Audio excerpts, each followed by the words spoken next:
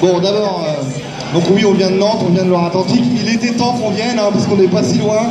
On a traîné un peu la patte pour venir, mais ça y est, nous voilà dans la vraie capitale bretonne, puisque c'est Rennes et qu'il n'y a pas de discussion.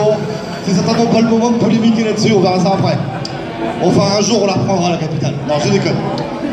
Bon voilà, Rennes, et l'Ille-et-Vilaine de manière générale, puisque vous êtes de plus en plus mobilisés, bah, on vous le dit, j'imagine que ça fait longtemps qu'on vous le dit sans arrêt, mais je vais le redire, hein. Bah, on vous regarde, Rennes. Tout le monde vous regarde, toute la France vous regarde. La France postale vous regarde.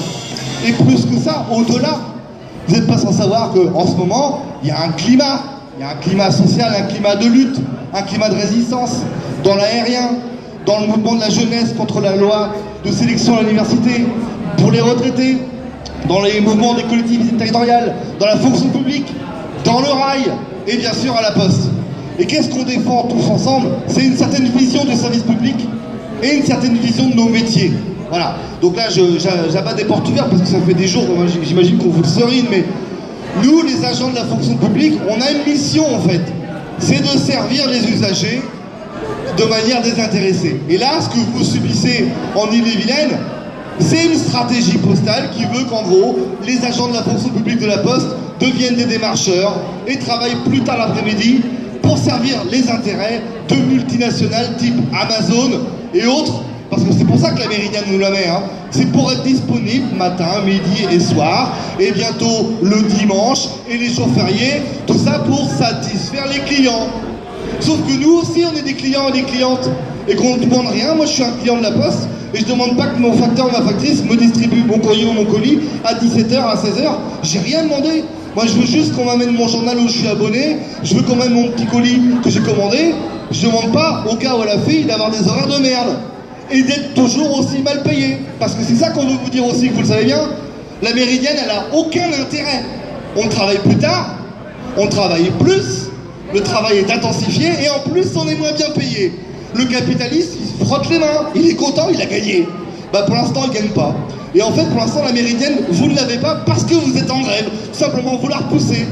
Et donc, il nous faut un mouvement plus global. Donc Stéphane me dit, qu'est-ce qu'on fait dans le 44?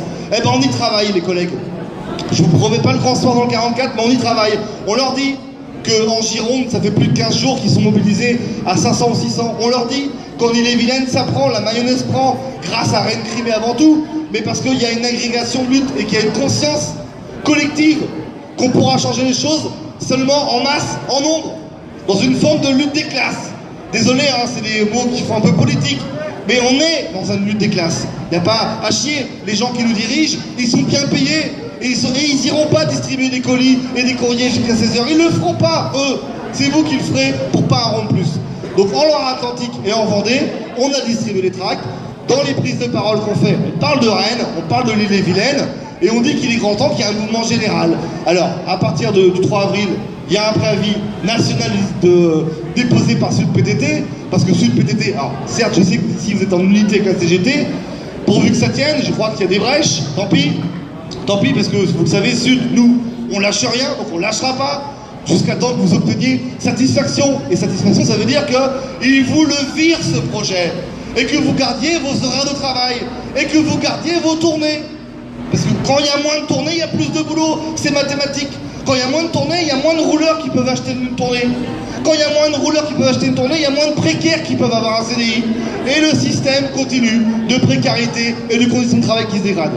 Donc, on va alerter les copains de la PIC de Nantes, savoir s'ils ne pourraient pas s'agréger avec la PIC de Rennes qui, à mon avis, est en construction pour un rapport de force.